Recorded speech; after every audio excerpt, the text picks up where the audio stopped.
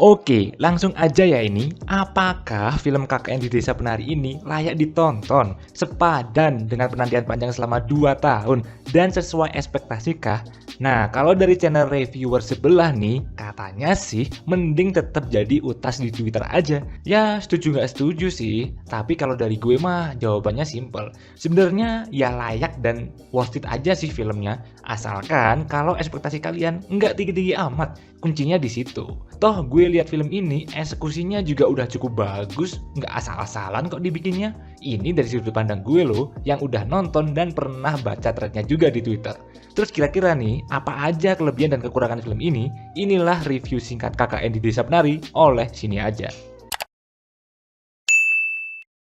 Jujur, gue jarang-jarang banget nih nonton film horor Indonesia ya, termasuk film horor lainnya karya Awi Suryadi. Jadi, gue nggak bisa bandingin secara penuh nih. Tapi yang gue rasakan, film KKN ini cukup seru kok sebenarnya. Ingat ya, cukup seru. Nuansa horor merindingnya itu tetap dapet, walaupun ya nggak sengeri itu juga.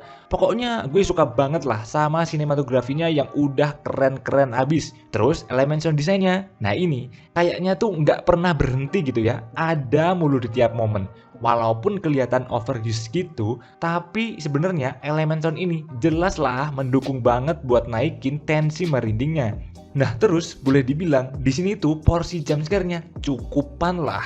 Cuman, nah ini yang perlu digarisbawahin, nggak semuanya efektif. Dan sebenarnya tuh jumpscare-nya di sini juga nggak serem-serem amat gitu loh. Lebih ke ngaget-ngagetin aja sih jatuhnya. Ya mungkin emang bener, horor di sini tuh kelihatan lebih menekankan ke elemen jumpscare-nya. Atau lebih tepatnya sih ke ambience atau atmosfer atau vibes horornya lah yang dibangun ketimbang ceritanya yang solid. Nah ini kan yang jadi dilema banyak orang, jalan ceritanya worth it nggak nih? Penulisannya jelek atau bagus nih? Pengaruh besar nggak ke filmnya? Oke, kalau dari gue nih ya, plotnya di sini emang berasa banget lompat-lompat ke sana kemari, kayak sebuah fragmen-fragmen aja sih, tanpa ada kelanjutannya secara langsung atau penjelasan di belakangnya. Awal film bener-bener to the point, nggak mikir panjang dah, langsung masuk aja tuh ke inti cerita. Bahkan nggak ada pengenalan karakternya sama sekali, yang mana jadinya tuh ya kelihatan bingung arah cerita filmnya mau apa. Apalagi buat penonton awam nih yang nggak tahu sama sekali ceritanya. Pasti bingung. Kegiatan KKN mereka di sana juga nggak jelas kok ceritanya. Nah, selama hampir 2 jam film berjalan, karakterisasinya juga nggak dikembangin secara maksimal. Aduh, jatuhnya kita kurang peduli nih dengan karakternya. Banyak juga momen-momen di sini yang buang-buang waktu aja dah, nggak begitu berkesan pula. Jadinya ya pacingnya kelihatan lambat dan lama gitu rasanya nonton. Monoton dah. Agak bosan juga sih sebenarnya. Untung aja nih ada si Wahyu yang jadi comic relief di sini. Ya bisa bikin ketawa lah sama tingkah dan apapun yang dia ucapkan gitu. Nah barulah semua kelihatan jelas di babak terakhirnya. Plotnya udah kebentuk tuh dan pertanyaan kita di awal udah mulai terjawab. Ya pokoknya mendekati akhir baru mulai seru lah. Oke, menurut gue konsep penulisan cerita kayak gini tuh bisa dibilang sebuah kelebihan, tapi bisa juga dibilang sebuah kekurangan. Karena rasa-rasanya nih Awi Suryadi dan Lile Laila emang kelihatan berniat bikin film ini itu tuh pure, natural, original, ya apa adanya lah, seperti yang ada di utasan Twitternya @simpleman. Dari segi cerita, dialog, karakternya itu nggak ada yang ditambah-tambahin, nggak dikurang-kurangin juga. Ya kalau ditambahin pun dikit doang detailnya. Ya kata lainnya sih pengembangan ide ceritanya dikit banget lah. Terus sudut pandang karakter yang emang punya jatah kuat di sini, ya itulah yang ditonjolin. Entah itu si Nur atau itu si Widya. Menurut gue, pengalaman horor mereka yang ada di tulisan itu berhasil dituangkan dengan cukup rapi oleh Awi Suryadi di sini. Nah, untuk masalah aktingnya, kalau gue boleh bilang sih, udah bagus semuanya lah. Khususnya buat Tisa Biani sama Aditya Thomas lah. Udah cukup berhasil mereka mendalami karakternya. Nah, ada satu hal yang pengen gue mention nih. Agni Hakwi nih, yang meranin Ayu. Itu jogetnya keren sih pas di akhir.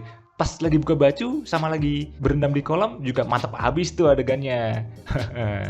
Nah yang lain tuh ya oke juga lah, bagus lah. Pak Boning jadi MVP di film ini setuju banget.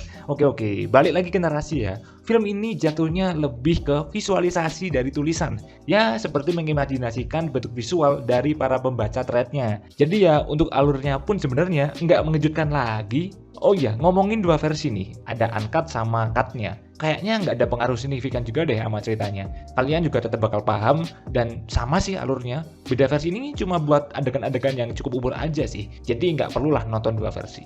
Kesimpulannya, film ini layak-layak aja kok, walaupun mungkin lebih sereman thread-nya ketimbang filmnya, tapi tetap seru kok ditonton sama teman-teman. Jadi, apakah mending tetap jadi utasan di Twitter? Ya, kalau eksekusinya seburuk itu, gue setuju, mending utasan di Twitter aja lah. Tapi kenyataannya, eksekusinya nggak seburuk itu juga kok menurut gue. Masih niat lah bikinnya, technical aspeknya ciamik betul. Cuman lemahnya emang di segi narasi penceritaannya doang nih, yang kurang solid, kurang kreatif, dan ya nggak menawarkan hal yang baru juga. Tapi emang apa lagi sih yang diharapkan? Kalau bukan karena viral, film ini mungkin nggak bakal ada dan seramai ini.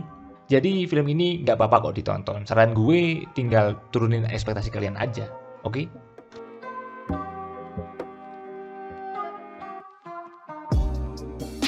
Oke, jika kalian suka video ini, jangan lupa untuk klik tombol like-nya, share ke teman-teman kalian, dan tentu saja subscribe. Thanks for watching. Sekian dari gue, Elvan Kurniawan, and see you on the next video. Bye!